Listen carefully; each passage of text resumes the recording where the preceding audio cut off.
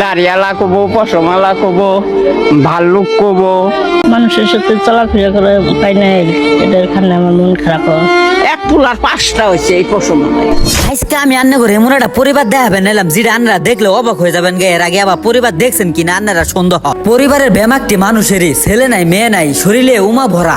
আর এরকম আজব পরিবারের দেখা মিলে গেল আমাদের জামালপুর জেলায়। এই জিনিসটা দেখে একটা শিক্ষা নেওয়ার বিষয় আছে যে একবার চিন্তা করে দেখেন, এরকম যদি আন্নের আমার পরিবারে ঘটতো তাহলে কিবা হইতো। এক আল্লাহর সৃষ্টি, কত রঙের মানুষ আছে এই দুনিয়াতে, আন্নের চিন্তা ভাবনা করে শেষ করা হবেন না। কারে কোন সিলাই কিভাবে রাখছে আল্লাহ তাআলা। এর জন্য আমি কমু আন্নের জায়গা তো না, আন্নের যতটুকু সুস্থ আছেন আল্লাহর কাছে লাখো লাখো শুকরিয়া আদায় করবেন। সবাই আল্লাহ চিন্তা ভাবনা করে দেখেন, জীবন নাটকের চেয়েও নাটকীয়। তাদের পুরা ফ্যামিলিটা এমন এক আকার ধারণ করছে যা দেখে মানুষ আশ্চর্য। সমাজের আমরা অনেক মানুষ আছে তাদেরকে হিংসা করি। আপনার জায়গা থেকে আপনি একটু চিন্তা করে দেখেন, এক আল্লাহর সৃষ্টি, তারাও তো মানুষ।